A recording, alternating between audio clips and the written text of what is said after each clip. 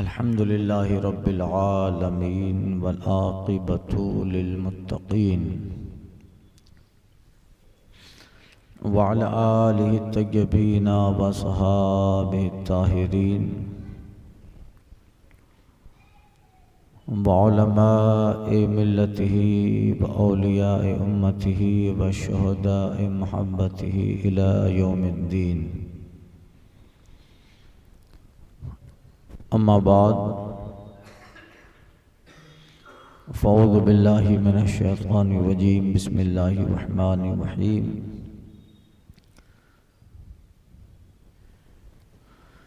इन औलियाउहु इल्लल मुत्तक़ून सदक़ल्लाहु व सदक़ रसूलुहुन नबियुल अमीनुल मतीनुल करीम व नहनु अला ज़ालिका लमिन शाहिदीन व शाकिरीन व ज़ाकिरीन वल्हम्दुलिल्लाहि रब्बिल आलमीन।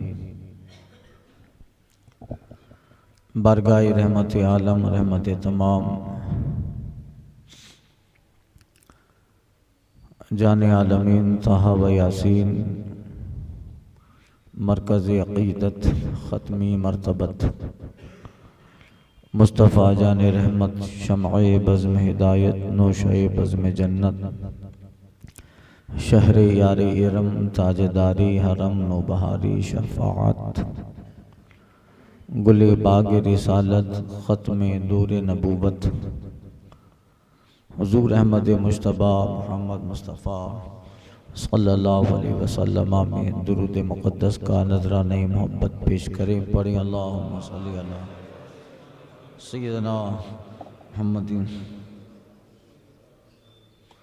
सलातम व सलामन अलैका या सय्यदी या हबीबी या रसूल अल्लाह।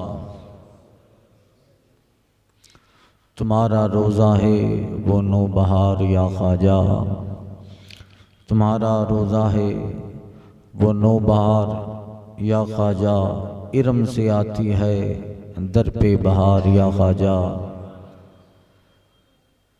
कोई नज़र में उसे कैद कर नहीं सकता, तुम्हारे फैज़ के जलवे हैं हज़ार या ख्वाजा।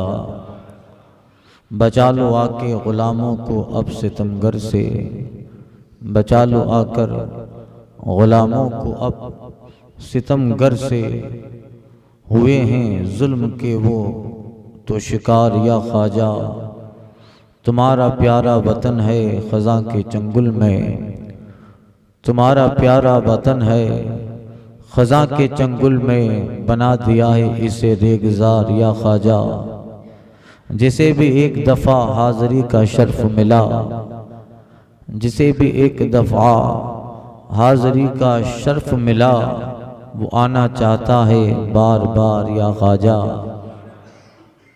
मुझे भी सारे गमों से नजात बख्शो ना, मुझे भी सारे गमों से नजात बख्शो ना, कि आप ही हो मेरे गम गुसार या ख्वाजा।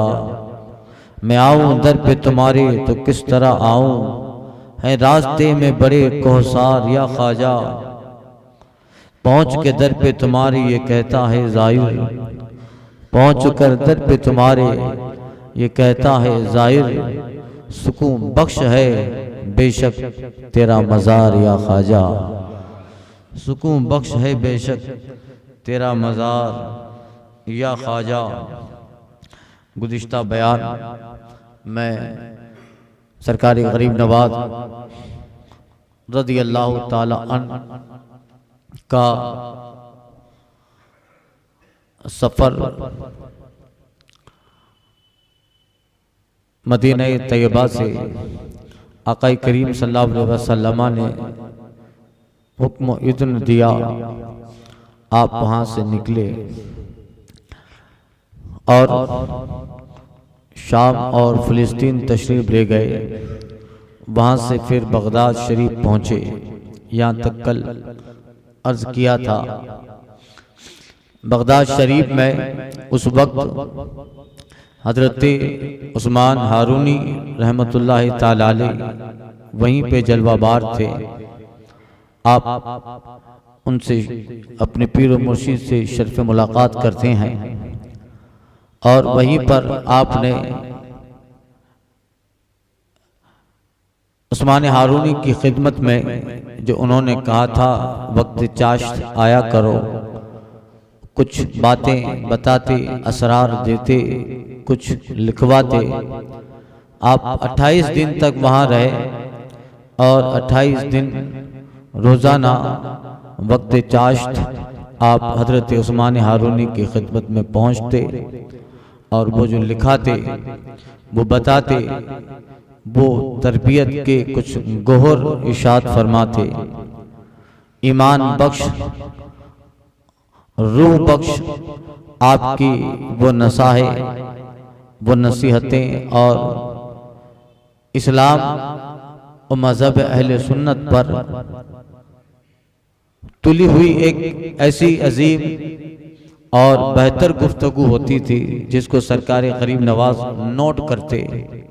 फिर आपने अपने उन्हीं अल्फाज, वही बातें जो इन 28 दिन में पीर मुर्शिद से सुनी, उसको किताबी शक्ल में कलम बंद किया। 28 दिन के 28 बाब टॉपिक बनाए और अनीसुल अरवाह नाम से आपकी वो किताब आज भी है। आपको पढ़ना हो तो मेरे पास है, मुताला कीजिएगा। वो किताब जो है आपने तरतीब फरमाई, इरशाद फरमाई और लिखी, जो आज भी अहले सुन्नत और सरकार के आशिक और मुसलमानों के लिए एक बहुत बड़ा सरमाया है। अनीसुल अरवाह हो या सरकार गौसे आजम ने जो किताब तरतीब दी थी, गुनियतुत तालिबीन, और बहुत सारी किताबें सरकार बगदाद की भी जो इल्म, रूहानियत और तसव्वुफ पर मबनी है। एक किताब आपकी फतहुल गैब है, जिसमें इस कदर इल्म का दरिया सरकार बगदाद ने समाया था कि आला हज़रत ने उसी के ताल्लुक से कहा है, फतहुल गैब अगर रोशन न फरमाते, फतुहात तो फसूल आफिल है या गौस। और इन बुजुर्गों की किताबें आज भी उनकी रूहानियत की जीती जागती तस्वीर हैं। दाता अली हिजवेरी, हजरत अली बिन उस्मान अल हिजवेरी अल मारूफ दाता गंज की किताब कश्फुल महजूब हों, बुजुर्गों ने जो किताबें लिखी हैं पढ़ो, उनको पढ़ना चाहिए। आज तो ये सारी किताबें गुजराती में भी मिलती हैं और हिंदी में तो मिल ही जाएगी मेरे ख्याल से। तलाश करना चाहिए, मुताला करना चाहिए, इन किताबों का पढ़ते रहना चाहिए और उन्हें अपने रोज़ाना के मामूलात में स्टडी को बना लीजिए। अभ्यास पढ़ना ये अपने मामूलात में बनाएं। कम से कम रोज़ाना आधा घंटा तो स्टडी करनी चाहिए, पढ़ना चाहिए। कुछ ना मिले तो अखबार पढ़ो, मगर पढ़ो ज़रूर। हमेशा एक रूटीन रहना चाहिए, बगैर पढ़े कभी दिन गुजरना नहीं चाहिए, पढ़ते रहना चाहिए। कुछ ना मिला तो अखबार ही पढ़ लिया करो, मगर पढ़ो। इससे बेशुमार फ़वाइद हैं, दिमाग भी बड़ा मजबूत होता है, कुव्वत फैसला मजबूत होती है और बहुत सारी चीज़ें का इल्म होता है, इदराक होता है। ख़ास करके जब बुजुर्गों की किताबें पढ़ते हैं तो नफ्स के अंदर एक ज़लज़ला आता है, शैतानत कम होती है, नफ्स अम्मारा की जो ताकतें हैं वो टूटती हैं और उनकी किताबों से, सालिहीन की किताबों से फिक्र में बालिदगी आती है, रूह और रूहानियत को तक़वियत मिलती है। उनके वाक़यात, उनके मलफूज़ात आखिरत के ताल्लुक से और हश्र के ताल्लुक से, खौफ खुदा के ताल्लुक से, खशियत इलाही के ताल्लुक से, उनकी बातें वो खुद वो काम करती है कि किसी ने कहा था कि किताब पढ़ने वाला ऐसा ही है जैसे मुसन्निफ के सामने बैठा हुआ है, जैसे लिखने वाले के सामने बैठा है। हमने तो इन बुजुर्गों का ज़माना पाया नहीं, मगर उनकी किताब पढ़े तो गोया ऐसा है कि उनसे गुफ्तगू कर रहे हैं, उनकी बात सुन रहे हैं, उनकी मजलिस वाज में बैठे हुए हैं। पढ़ो और पढ़ने के बेशुमार फ़वाइद हैं और रोज़ाना कम से कम एक रुकू तो कुरान मजीद का तिलावत होना चाहिए। ये अपने मामूलात में बनाएं, अपनी आदतों में इसको शामिल करें। दुनिया के बेशुमार काम जो आदत बन गए हैं, ये भी आदत में डालिए कि मौसम कैसा भी हो, रोज़ाना कुरान का एक रुकू तो ज़रूर पढ़ना है। या अहादीस में जो तरतीब बताई है, सुबह सूरह यासीन पढ़ना है, रात को सोने से पहले सूरह मुल्क पढ़ना है, सूरह तबारक पढ़ ले, सूरह मुज़म्मिल पढ़ ले, सूरह माइदा के कुछ रुकू पढ़ ले। इसी तरह जुमा का दिन आया तो सूरह जुमा नमाज से पहले सूरह कहफ पढ़ना है और सूरह जुमा की तिलावत होनी है। तो ये सारी चीज़ें पढ़ाई में आती हैं। तो कुरान मजीद रोज़ाना कम से कम एक सफ़ा एक रुकू तो पढ़ना ही चाहिए। इसके बेशुमार फ़ायदे हैं। सबसे बड़ा फ़ायदा तो ये है कि कब्र में जब अंधेरा होगा तो सबसे पहले जो नूर होगा वो नूर कुरान होगा। कुरानी उजाला लेके आएगा। ये मुझे पढ़ता था, कभी भूला नहीं था। जब तू मुझे नहीं छोड़ा तो मैं तुझे कैसे छोड़ूंगा। जब तू उजाले में मुझे पढ़ता था, अब मैं इसी अंधेरे में तेरे लिए उजाला बन के आया हूँ। अब ये है, पढ़ते रहे। सरकारी गरीब नवाज ने वो किताब तरतीब फरमाई और फिर आप अपने पीरो मुर्शिद से इजाजत लेकर, रुखसत लेकर आप वहां से आगे का सफर तय करते हैं।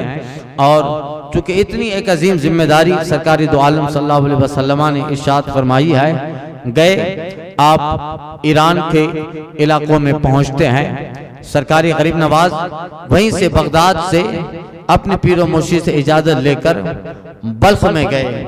उस जमाने में समरकंद, बल्ख, बुखारा ये इस्लामी मराकिज माने जाते थे। बल्ख में आप तशरीफ ले गए। वहाँ के एक बहुत बड़े बुजुर्ग थे हजरत शेख अहमद खदरविया रज़ियल्लाहु ताला अन्हु। उनकी बारगाह में आपने मुलाकात की। एक अरसा तक उनके पास रहे। सरकारी गरीब नवाज की आदत करीमा थी, अपने साथ तबाक, तीर, कमान ये रखा करते थे। कभी भी सफर में, चूंकि ये जब हिंदुस्तान काफिला पहुंचाता तो आपके पास 40 दुर्वेश थे। कितने? 40 दुर्वेश थे, मगर इन्होंने हिंदुस्तान के काया पलट कर रख डाली। ये 40 जो अब रास्ते में जो जो मिल जाता था और आपकी जात से मुतासिर होता, आपके साथ हो लिया। आपके साथ तीरो कमान रहते और तबाक रहता। सफर में कभी भी भूख लगी या ये काफिला है, जंगल में चले गए, आप खुद अपने हाथ से शिकार करते और आप उसको पकाते, खाने का इंतजाम होता।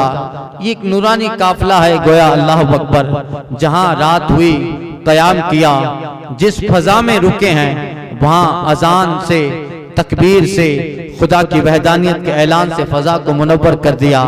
जहां वक्त मिला सजदे में गिर गए। जमात नमाज जमात से हो रही है। एक ईमानी इरफानी काफिला गोया चल रहा है और मर्जी मौला के साथ ये काफिला रवां है। सरकारी गरीब नवाज अभी तो बगदाद से बल्ख गए। बल्ख में शेख अहमद खदरविया से मुलाकात हुई। कुछ देर, कुछ महीनों तक आपने बल्ख में क़याम फरमाया। आपकी आदत थी, शिकार करते थे। एक मर्तबा बल्ख के एक छोटे से कस्बा में, इलाके में आप तशरीफ फरमा थे और खाने का वक्त आया। आप अपने कुछ खादिम, कुछ दुर्वेशों को लेते हैं, तशरीफ ले गए शिकार के लिए। शिकार किया, कलंक परिंदा शिकार किया। गोश्त भुना पकाया गया, बनाया गया। और पास ही में एक उस जमाने में बल्ख के एक मशहूर फलसफी थे, हकीम ज़ियाउद्दीन बल्खी। बहुत बड़े फलसफी थे और उन्हें अपने फलसफा पर, अपनी अक्ल पर और इल्म साइंस के लीजिए इस पे बड़ा घमंड था। और वो औलिया अल्लाह की करामतों के मुनकिर थे और उनको जो है नहीं मानते थे। और अपना फलसफा, बस जो फलसफा है, साइंस है और जो उनको इल्म था, उस इल्म पे ही घमंड है। अब आप वहीं तशरीफ फरमा है सरकारी गरीब नवाज। वहां पास में पता चला कि ये मदरसा फलसफी हकीम ज़ियाउद्दीन का है। आप वहीं करीब में कलंक परिंदा शिकार किया था, वहां पे तशरीफ फरमा हुए, खाना खाया। कुछ देर में मदरसे का वक्त आया तो वो फलसफी जो थे टीचर कहाँ से तलबा उनके पास पढ़ने आते थे, इतने बड़े वो फलसफी थे। वो भी मदरसे का वक्त हो गया, तशरीफ लाए, जब आए तो उनका गुजर सरकारी गरीब नवाज के करीब से हुआ। आप कलंग परिंदा जो शिकार किया था, भुना था, उसको खा रहे थे, नजर पड़ी। अब थोड़ा यूं तनफ्फुर किया हकीम ज़ियाउद्दीन ने, यानी अपनी आंखें टेढ़ी मेढ़ी की, मुंह बिगाड़ा कि ये दुर्वेश यहाँ क्या कर रहे हैं, क्योंकि फकीरों के हालात, करामात और इन सब चीज़ों के वो मुनकिर थे, नहीं मानते थे। सरकारी गरीब नवाज की नज़र पड़ती है, इल्म लदुन्नी जो अल्लाह ने आपको दिया था उससे पहचान लिया कि ये हकीम फलसफी है, और इसे अपने अक्ल पर, अपने फलसफा पर, अपने इल्म पर बड़ा घमंड है। जैसे ही आपके करीब से गुजर रहा था और गुजरते गुजरते उसने मुंह बिगाड़ा, सरकारी गरीब नवाज ने जलाल भरी निगाह डाली है। वो निगाह क्या थी, उससे जो रोशनी निकली वो जलाल इलाही की एक परतव थी, अक्स था। वो निकल के जब हकीम ज़ियाउद्दीन फलसफी के आंखों से टकराई, दिमाग मुअत्तल हो गया और बिल्कुल हवास बाख्ता हो गए, बेहोश होकर जमीन पे गिर पड़े। थोड़ी देर के बाद होश आया, तो ये थोड़ी देर तो बेहोश रहे, इसमें ख्वाजा ने जो तसर्रुफात फरमाए, इस बेहोशी के हाल में ख्वाजा ने जो करम फरमाया, अब जब होश में आया, जिस फलसफा पे नाज था, जिस अक्ल पे नाज था, और जिस अक्ल और फलसफा की बुनियाद पर फकीरों के मुनकिर बने फिरते थे, अब जब होश आया है तो वो होश हकीकत में ऐसा है जो हकीकी होश आ गया है। अब तक बेहोश थे, होश अभी आया है। ख्वाजा गरीब नवाज को देखा, दिल में जो फलसफा, इल्म, अक्ल का घमंड था वो सारा तार तार हो गया। और ख्वाजा गरीब नवाज अलैहि रहमान ने थोड़ी देर की उस हालत में न जाने कैसी नजरे कीमिया डाली, कैसा असर डाला, तसर्रुफ किया कि ज़हन फिक्र पे रूहानियत का दौरा गालिब आ गया। तसव्वुफ सुलूक की मंजिलें तय करने लगे। सरकार की बारगाह में आए तो हजरत माफी चाहता हूँ, अभी तक आप जैसे दुर्वेशों का मुनकिर बना फिरता था, मगर समझ गया कि जिस चीज, जिस इल्म, जिस फन और जिस फलसफा पे मुझे नाज था, हकीकत में वो कोई चीज नहीं थी। चीज तो वो है जो आपने पिला के रखी है। अल्लाह, आप जो था पहले सब खत्म हो गया। राज ने कहा था कि मकतब इश्क में आए, सबक मकाम फना लिया, मकतब इश्क में आए, सबक मकाम फना लिया। जो कुछ पहले पढ़ा था राज ने सब भुला दिया, जो कुछ पहले पढ़ा था राज ने सब भुला दिया, सब भूल गए। अब ख्वाजा गरीब नवाज की बारगाह में आए, आप कलंग जो शिकार किया था वो खा रहे थे, एक रान का हिस्सा उसे भी दिया कि लीजिए जनाब, आप भी खाएं। जैसे ही मुंह में जाता है, हल्क के जरिया से जिस्म के अंदर पहुंचा, रूहानियत का एक ऐसा इनकलाब अंदरून में अंदर गालिब होता है और जिस्म के हर अंग अंग में सुलूक, मार्फत, हकीकत खुदाबंदी के ऐसे असरात गोया के हकीम फलसफी ज़ियाउद्दीन में उतर आते हैं। अब ख्वाजा गरीब नवाज को एक तरफ देखते रहे, जो किताबें थी सब किताबों को फेंका और कहा, हुजूर समझ में आ गया, जिस पे तकिया था वहीं पत्ते हवा देने लगे। हकीकत में जो इल्म कहा जाता है, हकीकत में जिस इल्म से आखिरत बनती है, जिस इल्म से मर्जी मौला हासिल होती है, खुदा की रजा जिस इल्म से हासिल हो, वो ये किताबों का नहीं था, ये फलसफा नहीं था, वो तो वो है जो आपके सीने में है, वो है जो आपके कल्ब में है, वो है जो आपके पास है। हजरत, अब मैं तौबा करता हूँ, अपनी शागिर्दी में शामिल फरमाएं। अल्लाह अल्लाह, सरकार गरीब नवाज ने तौबा करवाई, अपनी शागिर्दी में शामिल फरमाया, अपना मुरीद भी बनाया, बैत करवाई, अपने सिलसिले चिश्त में उसको दाखिल फरमाया। तो यही है जो है अब इस कदर बुजुर्गों की बारगाह, अल्लाह वालों की निगाहें क्या काम करती हैं कोई नहीं जान सकता। और कहां कहां जहां बड़े बड़े कई सालों तक जो चीज जो काम न हो पाए वो खुदा वालों की एक निगाह से हो जाया करता है। और उनकी बारगाह की चंद दिन, चंद देर की हाजिरी वो कल्ब में एक इनकलाब पैदा कर देती है। इकबाल ने कहा था, जला सकती है शम्मे कुश्ता को मौजे नफस इनकी, जला सकती है शम्मे कुश्ता को मौजे नफस इनकी। इलाही क्या छुपा होता है अहले दिल के सीनों में, इलाही क्या छुपा होता है अहले दिल के सीनों में। और ये बुजुर्ग अल्लाह वाले सालीन, और अल्लाह ताला ने उन्हें जो इल्म दिया होता है उसका यह हाल, आगाही जो होती है उनका यह हाल हुआ करता है। खैर, बल्ख में आपने कुछ देर क़याम फरमाया, फिर आप बल्ख से समरकंद तशरीफ ले गए। समरकंद में हजरत Sheikh Abul lace फ़क़ीह Abul lace Samarqandi रहमतुल्लाह ताला अलैह, उनके मकान पे सरकारी गरीब नवाज रज़ी अल्लाह ताला ने क़याम फरमाया। ये समरकंद के बहुत बड़े फ़क़ीह थे, फ़क़ीह अबुल लैस समरकंदी। आज भी फ़िक़्ह की किताबों में उनका नाम आता है। बहुत बड़े फ़क़ीह थे, मगर चूंकि दौराने तालिब इल्मी में भी और सरकार गरीब नवाज वहाँ पढ़े भी, समरकंद में ताल्लुकात थे और इंट्रोडक्शन था और पहचान अच्छी थी। और फिर ख्वाजा के मकाम मनसब से वहाँ के लोग पहले ही वाकिफ थे। हजरत फ़क़ीह अबुल लैस समरकंदी के यहाँ क़याम फरमाया और वहीं कुछ देर आप तशरीफ फरमा रहे। वहाँ एक मर्तबा हजरत फ़क़ीह अबुल लैस समरकंदी के साथ मस्जिद नमाज के लिए जाना हुआ, तशरीफ ले जा रहे थे।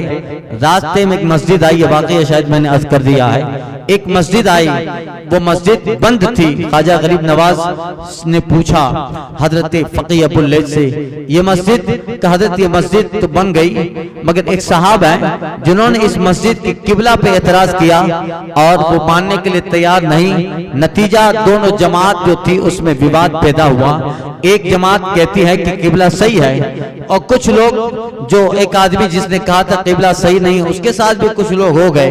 तो ये अभी विवाद में है, तनाज़ो में है, झगड़े में है। तो फिर ये मस्जिद का काम आधा बना था, आधा रुक गया था। सरकारी गरीब नवाज अंदर तशरीफ ले गए तो वही आदमी जो कहता था कि किबला सही नहीं है, वो चंद लोगों से वहां बहस कर रहा था कि किबला सही नहीं है। सरकारी गरीब नवाज रज़ी अल्लाह ताला अन्हु ने फरमाया कि किबला इस मस्जिद का सही है, सिमत किबला बरोबर है, दुरुस्त है। और आपने कुछ इल्म से समझाया, फन से समझाया, इल्म जोग्राफिया से समझाया, इल्म सिमत से समझाया, मगर वो मानने के लिए तैयार नहीं है। और कहा ये तो आपसे पहले भी लोग बता चुके हैं, मगर किबला सही नहीं है। अब अल्लाह वाले हैं सरकारी गरीब नवाज, और खुदा के इन बंदों और बरगुज़ीदा इन शख्सियात को जब जलाल आता है तो फिर वो जलाल बड़ा माना खेज हुआ करता है। आपने उसकी पीछे से गर्दन पकड़ी और कहा, देख जहां मस्जिद की मेहराब बनाई गई है। जैसे ही उसने देखा सारे हिजाब उठ गए हैं, सामने खाना काबा है, हरम है और लोग तवाफ कर रहे हैं। बता क्या नजर आ रहा है? का खाना काबा का यहाँ से सही है कि नहीं है, यहाँ से दुरुस्त है कि नहीं है? का सामने है? का बिल्कुल सामने है। अब वो बाहर निकला और बाहर निकल कर कहता है किबला सही है, किबला सही है, सिमत किबला सही है। लोग कहते अभी तक पूरा वावेला मचा के रखा था, अब इतने दिन में क्या हुआ? पूछा, उसने बताया तुम सब किताबों से बता रहे थे किबला सही है, ये मर्द कलंदर है, इसने पकड़ कर किबला ही बता दिया कि देखो खाना काबा है कि नहीं है। यही होती है अल्लाह वालों की बारगाह, ये होता है बुजुर्गों का फैज़, ये होती है इन बुजुर्गों की इनायत कि किताबें भी पढ़ाते हैं, किताबें पिलाते भी हैं। और कोई मसला अगर कोई किताब से न समझ पाए तो गर्दन पकड़ कर मसला पढ़ाते नहीं है, मसला पिला देते। ये बुजुर्गों की बारगाह है। सरकार मुफ्ती आजम हिंद एक देहात में तशरीफ ले गए थे, गांव में तशरीफ ले गए थे। अब देहात के लोग कैसे होते हैं, गामड़िए के विलेजर्स सब कैसे देहात में रहते हैं, शहर से ताल्लुक बड़ा कम होता है और अपनी देहातों की एक अपनी तहजीब होती है। जिस बात पे अड़ जाते हैं वो अड़ जाते हैं, चाहे वो सही हो या गलत हो। अल एराब अशद कुफ्र व निफाक, कुरान में भी कहा है। अराबी जो होता है देहात का रहने वाला, जिस पे जम जाता है, फिर बाद में कोई आए बताए नहीं बता मानेगा, बस जिस पे अकीदा चला आ रहा है। सरकारी मुफ्ती आजम हिंद एक जगह तशरीफ ले गए थे, देहात का इलाका इलाका था, काफी लोग आ गए हजरत की बारगाह में मुरीद बनने के लिए। मुरीद बनने से पहले हमारे मामूलात में हमारे माजी के जो बुजुर्ग हैं जो पढ़ाते थे, जिनसे हमने बैत की और जिन बुजुर्गों को हमने देखा सरकार ताजुश शरीयत तशरीफ लाते थे, सारा मजमा होता था, हजारों लोग आपकी बारगाह से फैज लेते और अल्लाह ने वो चेहरा ही ऐसा दिया था, अल्लाह अल्लाह। आज भी वो चेहरा निगाहों से हटता नहीं है, आज भी वो चेहरा निगाहों में नजरों में घूमता रहता है। लोग दीवानावार एक दूसरे पे गिरते पड़ते, आप मुरीद बनाते तो अब उनसे पहले कुछ बातें होती है, कलमा शरीफ पढ़ाया जाता है, नाच गाने तमाशों से दूर रहूंगा बोलो, पीर बोलता है सब बोलते हैं, बेपर्दगी से बचता रहूंगा, गुनाहों से बचता रहूंगा, कभी झूठ न बोलूंगा, ये सारी चीजें होती है, मजहब अहले सुन्नत पे कायम रहूंगा। अब आज सरकार मुफ्ती आजम हिंद हैं, उन सबको बता रहे हैं बोलो झूठ नहीं बोलूंगा, वो सब कह रहे हैं। आखिर में पीर क्या कहता है, बोलो अपने मैंने अपना हाथ सरकार गौसे आजम के हाथ में दिया, गौसे पाक के दस्ते करम में दिया, यही होता है। अब सरकार मुफ्ती आजम ने सब पढ़वा दिया और आखिर में कहते कहो मैंने अपना हाथ हुजूर पुर नूर गौसे आजम के दस्ते पाक में दिया। सब बोल रहे हैं, एक बुड्ढा बोल रहा है मैंने अपना हाथ बड़े मौलाना के हाथ में दिया। सरकार मुफ्ती आजम इनको बड़े मौलाना कहते थे, मैंने अपना हाथ मुफ्ती आजम के हाथ में दिया, मैंने अपना हाथ आपके हाथ में दिया। हजरत कहते कहो मैंने अपना हाथ गौसे आजम के हाथ में दिया। अब 2-3 मरतबा इस तरह के मामला हुए, वो देहाती था, कहता है अरे हजरत जी अभी तो क्या झूठ नहीं बोलूंगा, अब मैं आपके हाथ में दे रहा हूँ तो कैसे कहूँ गौसे आजम के हाथ में दिया। अल्लाह अल्लाह जिला सकती है शम्मे कुश्ता को मौजे नफस इनकी, इलाही क्या छुपा होता है अहले दिल के सीनों में। जलाल आया सरकार मुफ्ती आजम हिंद को, उसका सर पकड़ के गोद में रखा, जैसे गोद में रखा है हिजाब उठ गए। क्या देखा, जो महफिल यहाँ है वो महफिल बगदाद में गौसे पाक की बारगाह में है, और ये हाथ मुफ्ती आजम हिंद का है। और क्या देखता है कि हकीकत में सरकार गौसे आजम है और ये सब हाथ गौसे आजम के दस्ते करम में दे रहे हैं। अल्लाह अल्लाह, यही होता है कि ये बुजुर्ग अल्लाह वाले तसर्रुफ फरमाते हैं। अब ये अल्लाह वालों का हाल हुआ करता है। खैर हजरत सरकार गरीब नवाज रज़ी अल्लाह ताला अन्हु बल्ख और जब तक रहे वहाँ तशरीफ फरमा रहे। बल्ख से आप समरकंद गए और समरकंद में ये सारे वाक़यात पेश आए। वहाँ से आप बदख्शां गए, बदख्शां में हजरत शेख अब्दुल्ला अंसारी एक पाए के बुजुर्गों में गुजरे हैं, उनके मजार पे हाजिरी दी, फैज लिया और मजार में जो जलालत थी वो अल्फाज से बाहर है। उस बारगाह कुछ में बैठकर कई देर तक कई दिनों तक बैठे तशरीफ फरमा रहे। और ये सब ईरान के इलाके हैं, बदख्शां, और वहाँ बैठकर आपने बारगाह पे बैठकर इक्तिसाब रूहानियत इक्तिसाब फैज हासिल किया। वहाँ से चिश्त गए, अपने दादा पीर के मजार पे गए जहाँ हजरत शेख अबू इसहाक चिश्ती, गुज़िश्ता साल मैंने पूरा 1 घंटा इनके ताल्लुक से बयान किया था। और उनकी बारगाह में पहुंचे, आपके दादा पीर हैं यानी उस्मानी हारूनी के पीर हजरत शेख मौदूद चिश्ती, उनके पीर हजरत शेख अबू इसहाक शामी, उनके पीर हजरत शेख ख्वाजा अबू यूसुफ चिश्ती, ख्वाजा अबू मोहम्मद चिश्ती, ख्वाजा अबू हुबैरा बसरी, ये हजरत फुज़ैल बिन अयाज तक गुज़िश्ता साल के बयानात आप सुन लीजिएगा। अब अपने पीर मुर्शिद दादा पीर के मदार पे गए। उसके बाद हजरत ख्वाजा अबू इसहाक चिश्ती के मदार के बाद अबू यूसुफ चिश्ती, ये भी दादा पीरों में है, उनकी बारगाह में तशरीफ ले गए। वहां से निकले सरकारी गरीब नवाज रज़ी अल्लाह ताला अन्हु। हाँ, और बदख्शां में आप जितने दिन तक क़याम फरमाया, वहां भी अपने वक्त के औलिया और सालिहीन से आपकी मुलाकात हुई। उस जमाने में इलाका बदख्शां एक बहुत अच्छा सरसब्ज़ो शादाब इलाका था। आज भी ये इलाके देखो माशाअल्लाह, और वैसे बहुत सारे इलाके ऐसे हैं जो अभी रसिया में आ गए, कभी कहाँ, मगर उस जमाने में ये सब मराकिज थे। बदख्शां में एक बुजुर्ग से मुलाकात की जो हजरत शेख सैयदना जुनैद बगदादी रज़ी अल्लाह ताला अन्हु की औलाद में से थे। 140 साल की उनकी उम्र थी। उस बुजुर्ग से मुलाकात फरमाई। उनका एक पांव कटा हुआ था और उस इलाके में वो बहुत बड़े वली, साहिब करामात थे कसीरा और साहिब तसव्वुफ माने जाते थे। रूहानी मुर्शिद थे सबके उस इलाके के। सरकार गरीब नवाज तशरीफ ले गए, नाम सुना तो हजरत जुनैद बगदादी के इस औलाद में उनके इस शहजादे से भी मुलाकात की। 140 साल उनकी उम्र थी, बूढ़े थे, उनका एक पांव कटा हुआ था। इक्तिसाब फैज किया, पूछा हजरत आपके इस पांव में माजूरी, पांव कटा हुआ है, इसकी वजह क्या है? सरकार गरीब नवाज को उस बुजुर्ग ने बताया, आज से कुछ सालों पहले मेरे दिल में ख्याल आया था कि मैं दुनिया के लिए अपने हुजरे से बाहर निकलूं।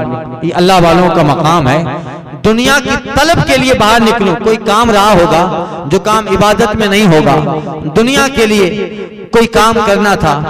ऐसे ही मैं इरादा हुआ दिल में कि मैं कुछ काम करूं। जैसे ही मैं दरवाजे से अपने हुजरे से बाहर निकलने लगा, फौरन कानों में आवाज आती है, बरअहद कर दी, वो फरामोश कर दे, हमसे वादा किया है और अब वादा फरामोश कर रहे हो, यानी अपने आप को हमारी बारगाह में मिटाने का, कि जब तक रहोगे दुनिया में ध्यान न दोगे, दुनिया तलबी की तरफ भागोगे नहीं, तलाश दुनिया में न रहोगे, फिक्रे दुनिया में न रहोगे, फिक्रे माश में नहीं रहोगे। ये रब से वादा किया है और बाहर निकल रहा है दुनिया हासिल करने के लिए। ये कैसा वादा? कहते हैं वो बुजुर्ग हजरत जुनैद बगदादी के जो शहजादों में थे, कि आवाज मेरे कान में टकराई, फौरन मेरे जिस्म पे लर्जा तारी हो गई और मैं फर्क गुस्सा में उठा और उठकर अपने पांव को ही काट डाला कि ये मुझे मेरी आखिरत छिनवाना चाहता है, मेरी जन्नत छिनवाना चाहता है, ये मुझे खुदा की नाराजगी देना चाहता है। मैं उठा और अपने पांव को काट दिया कि याद रख, अपने नफ्स से कहा अगर आज के बाद कुछ किया तो दूसरा भी काट डालूंगा। कि उस वक्त से मेरे जिस्म पे लर्जा तारी है और मैं मुसलसल कितने साल बताए, तकरीबन 140 साल की तो उनकी उम्र थी। कहते हैं इसमें से 100 साल तो ऐसे गुजरे हैं, इस 100 साल में मैंने कुरान के सिवा कोई चीज देखी नहीं है, कुरान के सिवा किसी चीज को मैंने नहीं देखा। ये खुदा वाले, ये सालीन है, उनका ये अपना अलग मकाम है, ये उनकी अपनी शान, अपना एक अल्लाह ताला ने जो जज्बे बंदगी उन्हें दिया होता है, जज्बे इबादत होता है और रूहानियत जो उनके अंदर होती है, उनका ये अपना इम्तियाजी मकाम होता है। उनकी इस वाक़ये से सरकारी गरीब नवाज बड़े मुतासिर होते हैं। आप भी रोने लगे और उस बुजुर्ग से कहते हैं हजरत दुआ कीजिए, अल्लाह ताला मेरे साथ करम फरमाए, अल्लाह मेरे सफर को आसान फरमाए और अल्लाह मुझ पे अपनी रजा उतारे, अपनी तौफीक उतारे और मेरा हर कदम आपकी तरह अल्लाह की रजा में रहे।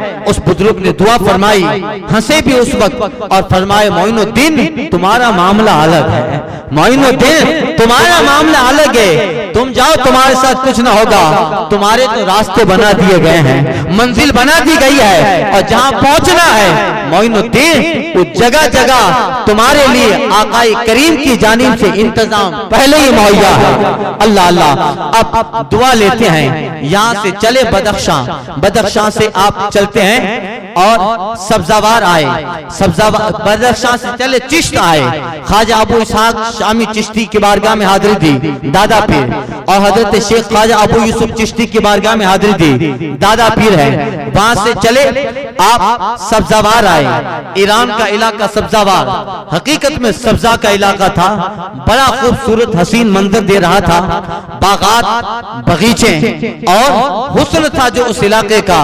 पूरे इलाके पूरे मुल्क में वो इलाका अपने हुस्न की वजह से एक नाम रखता था, मगर वहां का जो हाकिम था, हाकिम सब्जावार जिसका नाम मोहम्मद यादगार था, वो शेखैन का गुस्ताख था, मजहबन शिया था, अपने दिमाग में शियत रखता था और खुलफाए सलासा अबू बकर, फारूक आजम, हजरत उस्मान ज़ुन्नूरैन रज़ियल्लाहु अन्हुम इनका गुस्ताख था। सरकारी गरीब नवाज आते आते उस जगह क़याम फरमाया। एक बहुत बड़ा बाग था, बाग के करीब एक आलीशान बेहतर दीदा ज़ेब जाजिब नजर खूबसूरत सफाफ पानी वाला हौज था। आपने उस हौज में वुजू फरमाया। आपके साथ जो खादिम हैं, आपके साथ जो सफर में है, उन्होंने भी वुजू फरमाया, नमाज पढ़ने लगे। ये काफिला है, जहाँ जाता है फजा को नारे तकबीर से मुअत्तर करता है और जहाँ वक्त मिला अजान दी, जमात पढ़ी, तस्बीह की, रात को जहाँ पहुँचे वहीं खेमा डाला, आधी रात इबादत में गुजरी, फिर आराम किया। यानी जहाँ जहाँ इन नफूस कुद्सिया के कदम पड़ते हैं वो जमीन अपने सीने पे, अपने किस्मत पे नाज करती है। जहाँ जहाँ ये अल्लाह वाले, ये बुजुर्ग हस्तियां पहुँचती है, जमीन का वो सीना ठंडा हो जाता है उस हिस्से का। आप उसमें वुजू करते हैं, आपके खुदाम ने वुजू फरमाया और वहाँ आपका क़याम नमाज कुछ खाना हुआ। उसके बाद फकीरों आपके साथ जो थे उनके साथ बैठ गए, बातें होने लगी। दुर्वेशों की बातें दुर्वेशों की तरह होती है, बातें होने लगी। इतने में बाग का माली आ गया, फकीरों को देखता है, माली अच्छा था, करीब आया, दस्तबोसी भी करता है, हाथ जुमा, अदब बजा लाया, मगर सबके बाद कहता है हजरत एक रिक्वेस्ट है, अरीजा है। क्या बात है? यहाँ का जो हाकिम है ये बात खासकर उसकी ऐशो इशरत के लिए बनाया है, वो यहाँ उसके सामान्य तरब ऐश है और हयातो जिंदगी के ऐश के लिए इसने ये बाग बनाया है।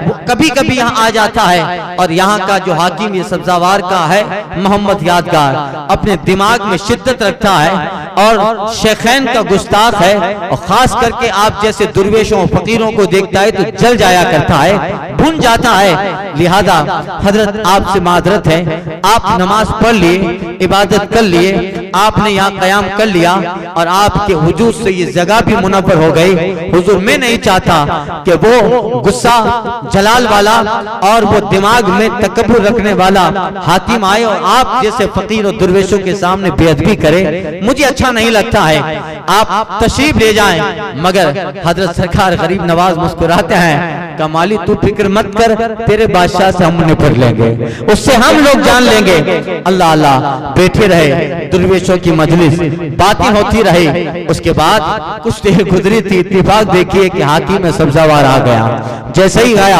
और अपने हौज में, वो चूंकि पहले वहीं जाता था, हौज के पास पहुंचा तो ये दुर्वेशों की जमात बैठी है, ये लोग बैठे हैं। मालिक की तरफ गुस्सा से देखा, इनको आने किसने दिया, ये क्यों इधर आए हैं, अभी तक अपना सामान बांधकर यहाँ से चले क्यों न गए। इस तरह जलाल के लहजे में, गुस्से के लहजे में, तकब्बुराना अंदाज में वो ये सब बातें कर रहा था। ये कहता कहता सरकारी गरीब नवाज के करीब आया, इससे कुछ वो गुजंद पहुंचा था, तकलीफ पहुंचा था। ये आकर आपसे कम से कम इतना तो कहता, अरे फकीर मेरा बाग है, चल उठ के चले जाइए यहाँ से, ये कहने वाला ही था। मगर जैसे सरकारी गरीब नवाज के करीब हुआ, आपने वुजू फरमाया था, लोटा था पानी का और उसमें वुजू का पानी थोड़ा बच गया था। जैसे ही वो हाकिम सब्जावार आपके करीब आया, बहुत करीब हुआ, आपने अपना हाथ सीधा दाहिना हाथ लोटे में डाला, पानी लेकर उस पर छिड़का है। अल्लाह अल्लाह, ये चंद कतरे क्या थे, जैसे ही उसके जिस्म, आंख, पेशानी, गाल पे, रुखसार पे पड़ते हैं, फौरन उसके ऊपर बेहोशी तारी हो गई, बेहोश हो गया। और सारे खादिम खुद्दाम जो उस बाग के थे वो भी देख रहे हैं क्या हो गया। इतने में कुछ देर जब गुजर गई, खादिम एक माली आया, हजरत ये तो नहीं जानता आप दुर्वेशों का मकाम क्या है, आप बुजुर्गों का मकाम ये नहीं जानता। हजरत माफ फरमा दें, हजरत करम फरमाएं, हजरत रहम फरमाएं। अल्लाह अल्लाह, गरीब नवाज कहते कुछ नहीं होगा, आराम से तुम अपना काम करो। कुछ देर के बाद हजरत सरकारी मोइनुद्दीन चिश्ती ने वही पानी का लोटा था, अपने खादिम से कहा कि इस पे पानी छिड़को, पानी छिड़का। अब जब होश में आया है, पहली नजर ख्वाजा के मुनव्वर चेहरे पे पड़ती है, एक नजर पड़ी, अल्लाह अल्लाह, उसमें असर क्या था, जैसे निगाह पड़ती है इस बेहोशी के हाल में उसी हकीम ज़ियाउद्दीन की तरह यहाँ भी हाल हुआ। जितना अंदर बातिल भरा पड़ा था, शेखैन की गुस्ताखी, मजहब शियत पे तसल्लुत, हजरत उम्मुल मोमिनीन आयशा सिद्दीका की गुस्ताखी, उस्मान ज़न्नुरैन की तौहीन, जो कुछ इस दिल में बुग़्ज़ अदावत सहाबा के लिए थी वो सब निकल गया और अब होश में आया है। ख्वाजा का चेहरा देखकर आंखों से आंसू आ गए। हजरत मैं अभी तक गलत राह पर था, गुमराही पे था, बददीनी पे था। हुजूर मैं समझ गया आप सच्चे हैं, आप तौबा करवाइए। सरकार गरीब नवाज ने आपको तौबा करवाई, उन्हें मजहब अहले सुन्नत की सच्ची तस्वीर बताई और वो भी उसके शहर वाले भी, बाग में जितने खादिम थे वो सब आए और तकरीबन कितनी देर तक सरकार गरीब नवाज ने उन सब के सामने, जो सब के सब पहले मजहब शियत की तरफ माइल थे, सरकार गरीब नवाज ने हजरत शेखैन और खुलफाए सलासा यानी फारूक आज़म, अबू बकर सिद्दीक, उस्मान गनी और सहाबा के मौजू, मनाक़िब और फजीलत पर इतना जबरदस्त वाज फरमाया, खिताब फरमाया, तकरीर फरमाई है। सबके दिलों से बुग़्ज़े सहाबा निकल गया और कुछ देर जब महफिल खत्म होती है, एक जमात है जो ख्वाजा की हाथ पे तौबा भी करती है और आपके हाथ पे हाथ देकर ख्वाजा के मुरीदों में शामिल हो। एक बुजुर्ग और अल्लाह वाले का जो असर था, असर इतना जबरदस्त हुआ कि जब उसने सरकार गरीब नवाज वहां से जाने लगे, वो कहते हजरत मैं आपके साथ चलूंगा।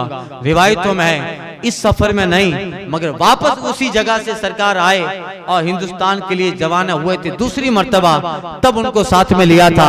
रिटर्न होते वक्त यूं समझ लीजिए तब आपके साथ में लिया। उस वक्त गरीब नवाज अली रहमत रिजवान की तकरीर, आपके चेहरे की नूरानियत ने मोहम्मद सब्जावार, यादगार मोहम्मद सब्जावार पे जो असर डाला और वो दुर्वेशों से जो नफरत करता था वो नफरत मोहब्बत में जो बदल गई है, अकीदत में बदली है। कितना ख्वाजा ने उसको पिलाया होगा, अल्लाह अल्लाह। अब जब ख्वाजा के साथ चला है, अपना सारा सरमाया था हाकिम किसी और को बनाया, अपनी बीवी तक को तलाक दी, जो माल था सब वहां के फकीरों में तकसीम किया और ख्वाजा की तरह फकीराना लिबास पहनकर वो भी दुर्वेशों की जमात में शामिल हो जाता और हिंदुस्तान में सरकारी गरीब नवाज के साथ तशरीफ लिया है। आज भी जहाँ सरकारी गरीब नवाज का मजार है, आपके मजार से मशरकी जानिब आज भी मोहम्मद यादगार का मजार है। 20 रजब को गालिबन उनका उर्स मनाया जाता है। आज भी आराम कर रहे हैं। कैसा नवाजा, ऐसा नवाजा है कि मोइनुद्दीन तो कयामत तक रहेगा। ऐ मोहम्मद यादगार, अगर हमारे कदमों में रहोगे तो तुम्हारा नाम भी कयामत तक दुनिया में जिंदा रहेगा। यही है बुजुर्गों की बारगाह और अल्लाह वालों की बारगाह से ये फैज मिला करते हैं और उनकी एक नजरें क्या से क्या कमाल करती है, कोई नहीं जान सकता। सब्जावार और फिर आप जो है सब्जावार से निकलते हैं, फिर कहाँ कहाँ पहुँचे, पंजाब जाते हैं। उस वक्त उसका दारुल सल्तनत लाहौर था और फिर वहां से आगे का सफर आप तय करते हैं इंशाअल्लाह ताला कल के बयान में। बाकी जो बयानात हैं और आपका सफर हिंदुस्तान तक, कल 5वीं शब है, कल और परसों इंशाअल्लाह ताला आपकी सीरत पर मैं अपने नाकिस इल्म के मुताबिक आप हजरात की समातों के हवाले करूंगा। अल्लाह ताला सरकार गरीब नवाज की मोहब्बत हमारे दिलों में सलामत रखे। ख्वाजा हिंद वो दरबार है आला तेरा, कभी महरूम नहीं मांगने वाला तेरा। खफ्तगाने शबे गफलत को जगा देता है, साल हा साल वो रातों का न सोना तेरा। गुलशन हिंद है शादाब कलेजे ठंडे, आह ए अब्रे करम रोज बरसना तेरा। गौस मोहिउद्दीन है और ख्वाजा मोइनुद्दीन, ऐ हसन क्यों न हो महफूज अकीदा तेरा। सबा वो चले के बागो फले, वो फूल खिले के दिन हो भले। लेवा के तले सना में खुले रजा की ज़बां तुम्हारे लिए। अस्सलाम।